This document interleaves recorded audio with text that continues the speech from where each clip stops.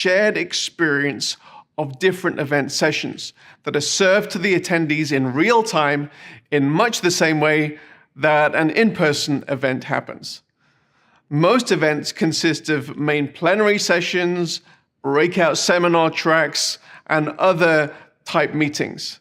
These sessions form the backbone of the event in terms of content delivery. Therefore, it's important to consider a number of factors in delivering the most optimal experience for your attendees. The run sheet or stage and content order. Before considering anything technical, one of the most important tasks you as the event producer will have to undertake is developing your event run sheet. This will require you to think through your overall event purpose and metrics, what you're trying to achieve in different parts of the event, and how do you want to structure the communications and the content flow of the event to achieve those goals. Now, traditional in-person entertainment will often build towards the best entertainer who is topping the bill, which typically happens last or close to the end of the event. While you might consider this, it may also be helpful to think of your entire event in the same way that you would consider a single presentation. Create a story arc that ultimately underlines your calls to action more effectively or helps you train your audience in sequence. One of the main benefits of online events is the ability to include presenters from around the world in a way that would not be possible if they had to travel to your event at an in-person location. There are a number of effective softwares and simple templates available to help you manage your minute-by-minute run sheet for the event.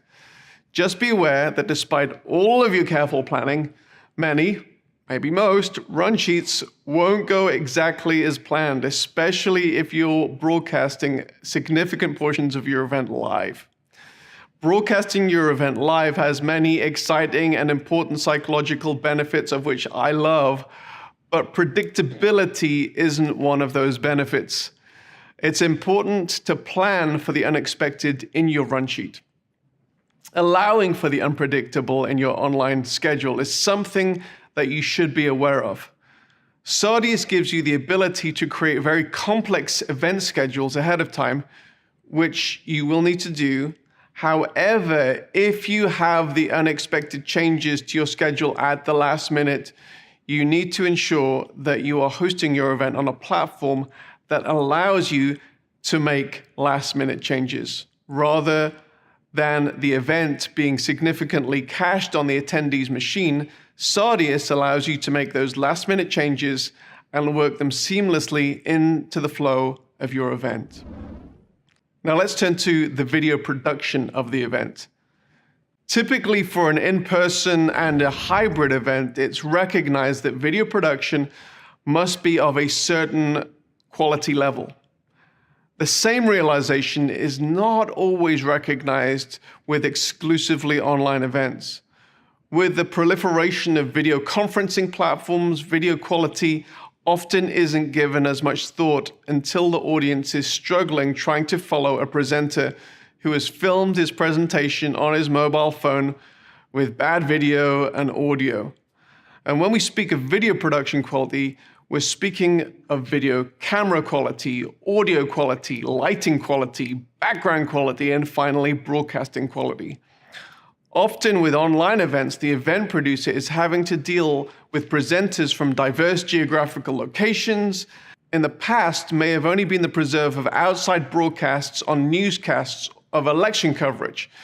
Without having to produce full-on TV quality, here are a few suggestions to produce the best quality video for your event and mitigate against some of the inherent risks.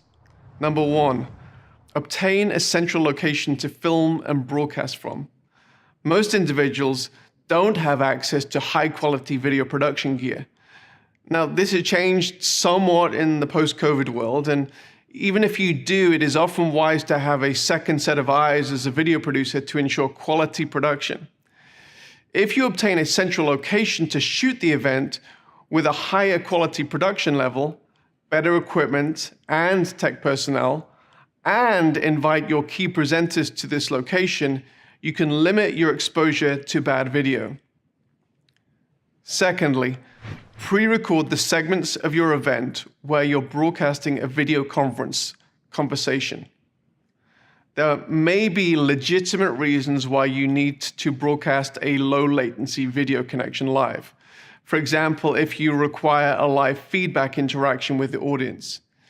If you don't, it may be wise to pre-record this segment, which gives you the ability to get better quality video, which could possibly be edited if there are any mistakes or video dropouts. Thirdly, ensure key presenters have better quality video recording and broadcasting equipment. The success of your events may be dependent upon certain key presenters. If they cannot be at the central location, then try and ensure that they have access to better quality video production.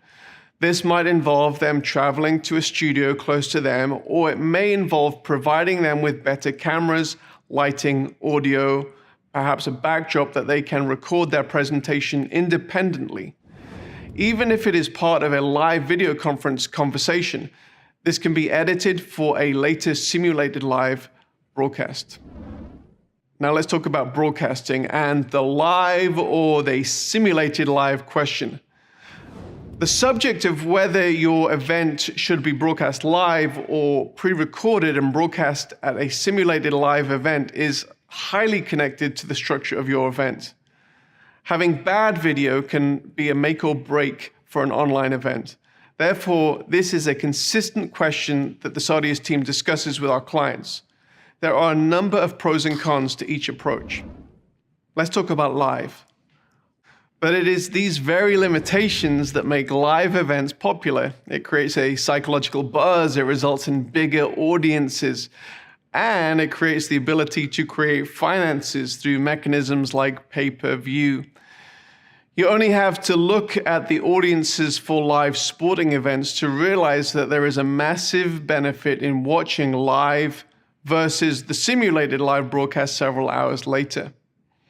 Now, even outside of the sporting realm, live broadcasts have a certain cachet that results in bigger audiences, and despite the inherent risks involved, which we'll talk about, they give you some opportunities that are not available with simulated live or video on demand.